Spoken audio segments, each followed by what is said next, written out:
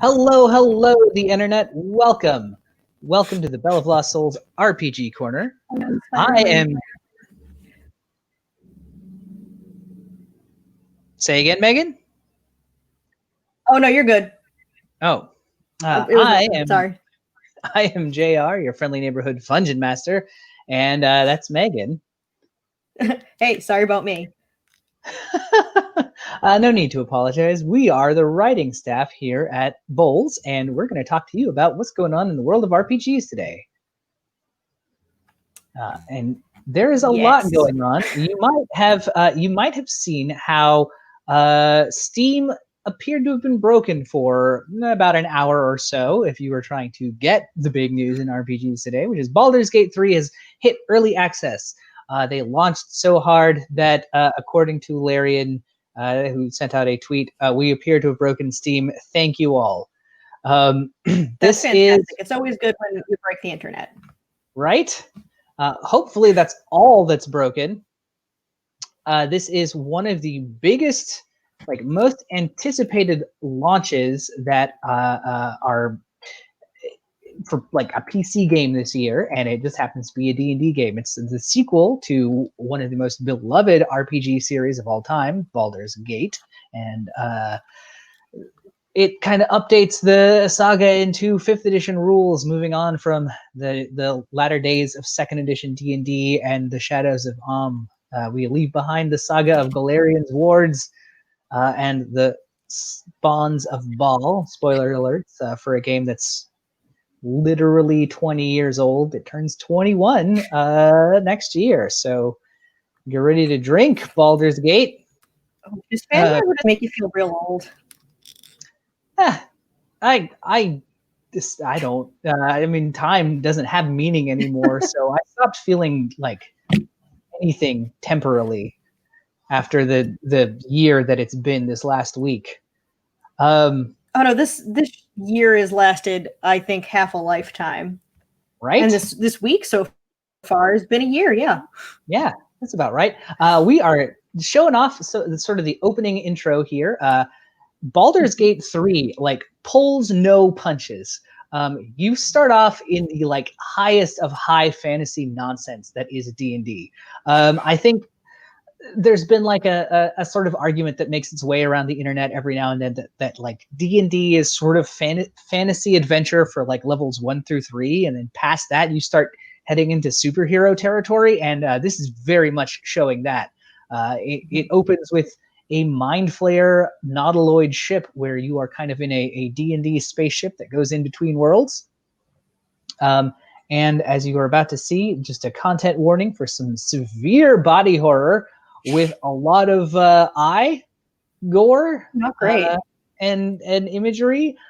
You get one of these little friends right here implanted into your eyeball. That's where it goes. I don't know. That's a helper.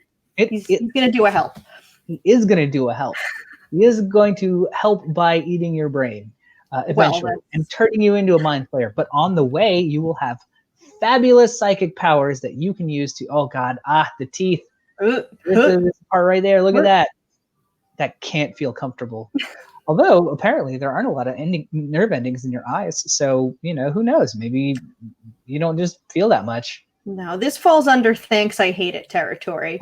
Although the rest of the game looks awesome, it's just right here. This opening sequence that they gave us in the teaser trailer is just that. It's every variety of nope.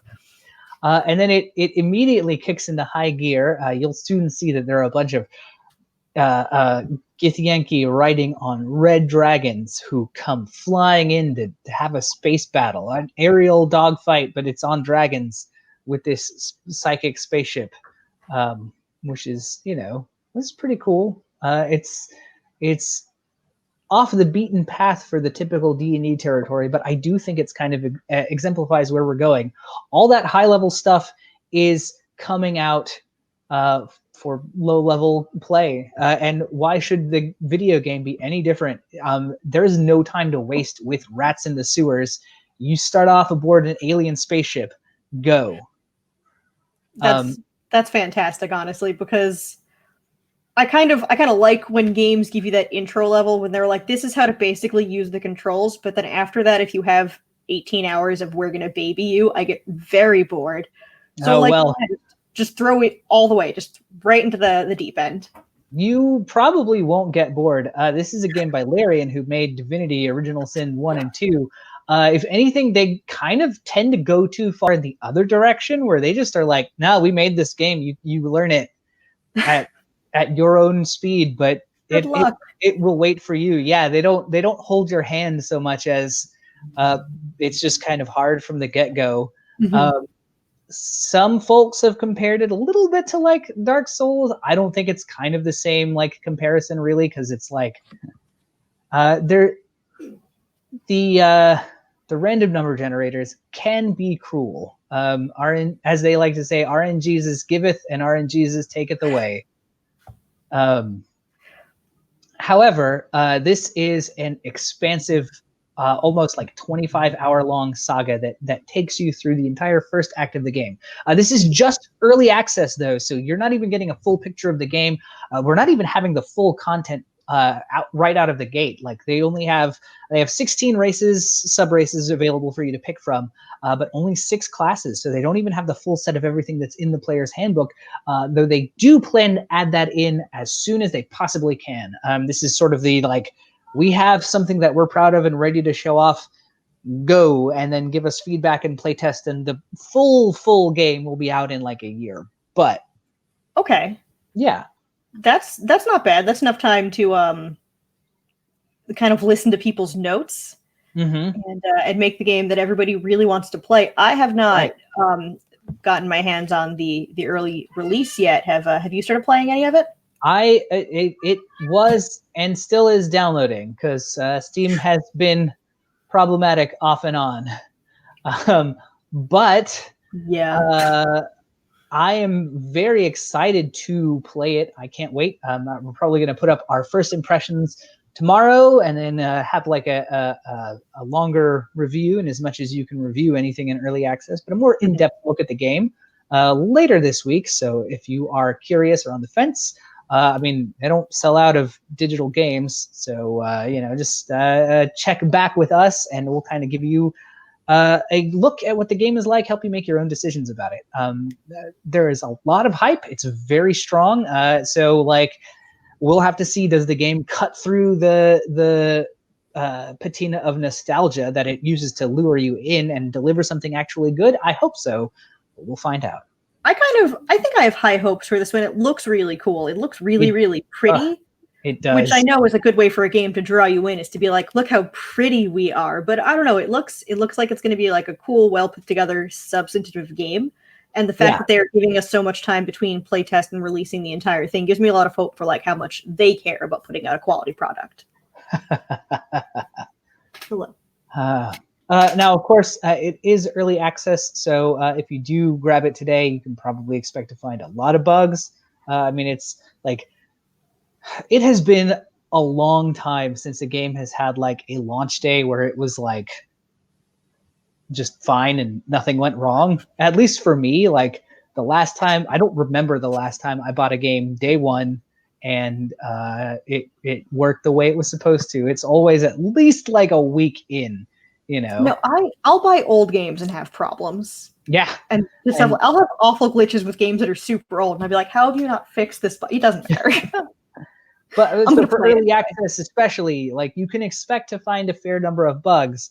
But that's what you're signing up for, right? You're kind of like getting to play the game a year at least early, while kind of helping to shape it and give feedback. If you played Divinity Original Sin 2, especially, you got to see firsthand what the community feedback had on the final finished product, making it one of my absolute favorite RPG games out there. It's got that like super strategic itch that it kind of makes you want to scratch. So I'm itching to dive in already. So that's the news goodbye. No, there's still a few more things to talk about, but I could be playing Baldur's Gate 3 right now. Well, not quite yet. It's still downloading. Yeah, it is big. It's at like 75 gigabytes, but with a recommended 150 gigabytes of hard drive space. It's a chunkier game. Yeah, that's a shocker. It's certainly bigger than Among Us, which I could be playing also right now. But you know, we're here talking to you, the internet, so you're all But welcome. maybe as soon as this wraps up. Yeah.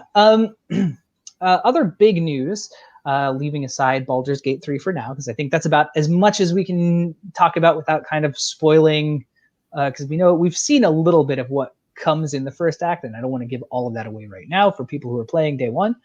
But the other big stuff that's come out is the new rules compendium or rules updates in the Sage Advice Compendium. This is the FAQ for D&D's rules, for their core rules, and it contains errata for a number of books, including The Curse of Strahd, The Tomb of Annihilation, Volo's Guide to Monsters, and Storm King's Thunder. You can find them all linked in the section that is labeled errata. But as you scroll through, you can also find new answers to your frequently asked questions. Some of these are questions that Jeremy Crawford, lead rules design of D&D, has answered on his Twitter feed. So if you're curious about some of the things that might go in there, you can always follow him for a good time. But this adds a lot of different like clarity about rules interactions, while also kind of raising some questions. I think the thing that got the biggest reaction out of anyone was the fact that they have now sort of officially removed the idea of any like player race having negative ability scores.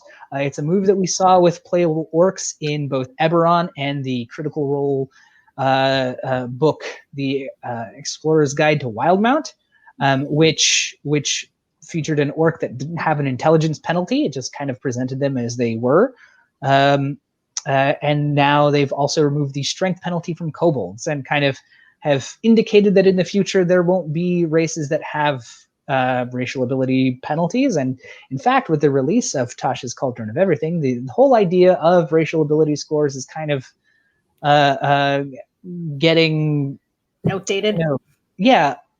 The new rules that we've seen and that they've kind of released a preview of already indicate that you can just swap out your, like if you get a +2 to Dex, +1 to Wisdom, right? You can just swap that out for anything. So you could have a +2 Strength, +1 Charisma. You know, you can make any race class combo that you want now and have it not like shoot you in the foot just to get out of the starting gate. It's definitely giving you an opportunity to make much more bespoke characters. Yeah. And characters that are exactly what you want to play, not characters that you're building around a fun concept you have, which I think I like. I think that's a pretty cool idea. I did like a little bit how, come on, dude. This is my cat Ollie, and he has a lot of needs. Yeah, I mean, who doesn't these days? All emotional. I do like how choosing a character what seemed a little bit I don't want to say like grounded, almost, that there were pros and cons to any kind of character you wanted to play, but I also very much like how you can just kind of make whatever you want right now. What do you think? How do you feel about the changes? I feel pretty good. I'm very excited to see like, okay, the different kinds of characters that we get. I'm looking forward to playing a ton of kobolds myself. I think kobolds are among the best creatures in the game, and I am looking forward to playing like a kobold barbarian, a kobold fighter, a kobold who just really wants to do their best and can't. And so that's going to be a ton of fun. I do think that some of these rules changes, though, are a little bit weird. I think the other sort of calling it a big stink is a bit of a misnomer, but the other thing that has made people go, what? Wait, what? That can't, no, that's not how that works, has been a look at like what counts as a weapon. So if you are a human or an elf or whatever, something that doesn't have a quote unquote natural weapon, you can punch someone all you like, and unarmed strikes do 1 damage normally. They count as a weapon attack, but they don't count as a melee weapon. So they can't be used to smite with paladins, and they explicitly like you can't smite if you're a paladin with just a punch. You have to be holding a sword unless you're playing a character like a lizard folk or a tabaxi who have claws or a bite, because you can totally smite with that. That counts as a weapon. And they kind of spell out that very, very specific distinction, and there doesn't seem to be a very good reason for it, but that's just one of the ways the game is. Yeah, I've definitely run into that exact wall with Unarmed Strike when I make fictional character sheets, because I'll hit a bunch of characters who primarily just hand-to-hand combat fight, but that's not very useful, so you'll have to like load them up with feats or other abilities also to make that a real kind of melee combat that would work for them, and still it's kind of broken against them. The only way you can punch good in D&D is to either be a monk or have claws, and that's pretty much it.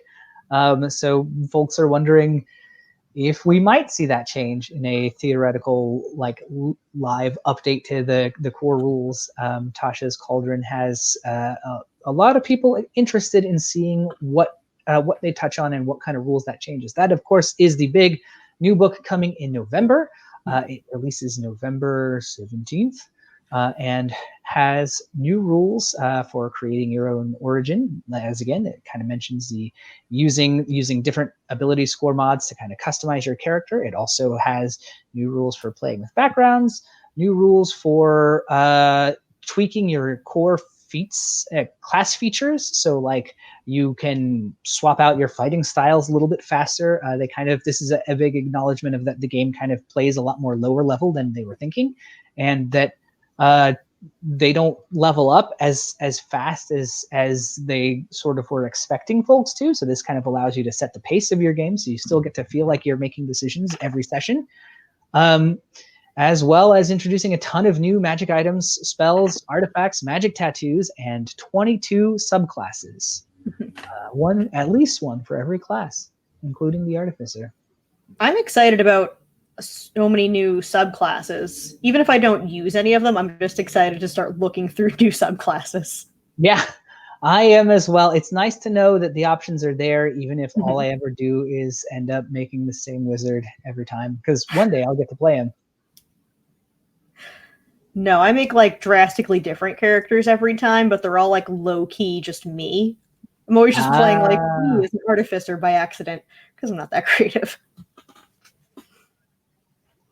Well, that is all of the big news right now, all of the big D&D news. A lot of other RPG stuff is kind of simmering at the moment as people kind of gear up for the big wave of November releases, which includes the release of Cyberpunk Red, the RPG that inspired and kind of connects to the upcoming game from CD Projekt Red, Cyberpunk 2077, which has a new trailer out as well. There's also big new releases coming for Pathfinder, Starfinder, and a whole bunch of other stuff. So as the month wears on, we'll have more updates for you. Be sure to check back with us next week, where we'll have more to say about Baldur's Gate 3 now that we'll have had a chance to have a week with it. And that is everything. So I'm JR. I'm Meaghan. Thanks for joining us. We'll see you next time. Yeah.